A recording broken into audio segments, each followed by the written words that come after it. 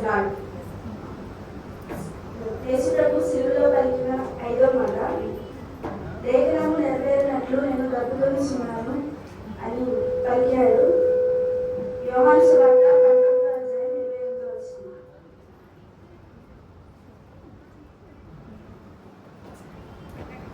యేసు పలికిన 5వ మాట అన్నమాట. యేసు ఏమన్నాడు? దప్పికొనిచున్నాను. ఇప్పుడు యెషయా గ్రంథం 53వ అధ్యాయము 3వ వచనం నుంచి, అతడు స్వరూపమైనను సొగసైనను లేదు, మనం అతని చూసి అపేక్షించినట్లుగా అది ఎంత స్వరూపము లేదు. అతడు తృణీకరింపబడిన వాడు ఆయను, మనుషుల వలన విసర్జించబడిన వాడు ఆయను. ఆయనకి సొగసు లేదు, స్వరూపము లేదు. అట్లా సిలువలో వేలాడగా ఉన్నాడన్నమాట. ఎండలో, ఎర్రటి ఎండలో ఆ దాహము గురించి ఉన్నాడు. నేను దప్పికొనిచున్నానని చెప్పేశాడు అనమాట. ఈ దప్పికొనిచున్నాను అనే మాట లేఖనంలో 3 సార్లు రాయబడి ఉంది. ఏమని? యాకోబు బావి దగ్గర సమరయ స్త్రీని యెహోవా ఏమడిగాడు? అమ్మా, దప్పికొనిచున్నాను, కొంచెం దాహం ఇమ్మని అడుగుతాడు. అలాగే మనము ఏ విధమైన దాహం కలిగి ఉన్నాము?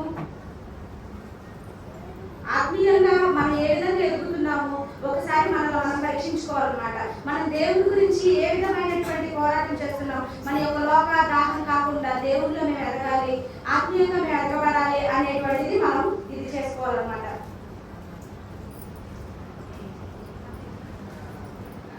మత్తయి సువార్త 27వ అధ్యాయము 34వ వచనము, చేదు కలిపిన ద్రాక్ష రసమును ఆయనకు త్రాగనిచ్చిరి, కానీ ఆయన దాన్ని రుచి చూచి త్రాగనలేకపోయెను. మార్కు సువార్త 15వ అధ్యాయము 23వ వచనము, ఆయనకు బోళము కలిపిన ద్రాక్ష రసము ఆయనకి ఇచ్చిరి, కానీ ఆయన దాన్ని పుచ్చుకొనలేదు.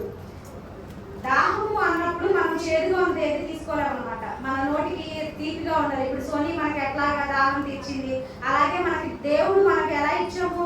చేదు చిరకని ఇచ్చామన్నమాట. ఆ చేదు చిరక తీసుకున్నప్పుడు యేసు ఏం చేశాడు? దాన్ని మూసేశాడు. బోళం తాగినప్పుడు దాన్ని మూసేశాడు. అలా దేవుడు ఎంతగానో దాహం కొన్నప్పుడు మనం ఆయనకి దాహం ఇవ్వలేకపోయామన్నమాట.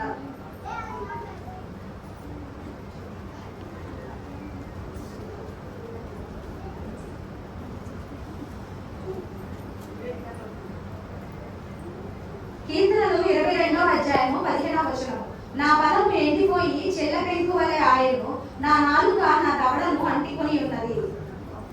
నా నాలుక నా దవడను అంటుకొని ఉన్నది. కీర్తనలు 69వ అధ్యాయం 21వ వచనము, దేవుడికి నీరు కరువు. ఆయన అరణ్యంలో ఆ జనాలందరూ, మోషే వాళ్ళందరూ వెళ్తున్నప్పుడు బండ నుంచి నీళ్ళు ఇచ్చిన దేవుడు.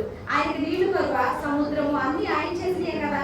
ఆయన ఒక్క మాట సెలవించినప్పుడు వర్షమైనా వచ్చింది, లేదంటే మొత్తం సమస్తము కొలాప్స్ అయిపోద్ది. కానీ ఎందుకు ఇచ్చాడు? లేఖనం నెరవేరబడినట్లు ఆయన దాహము కొని ఉన్నాడు.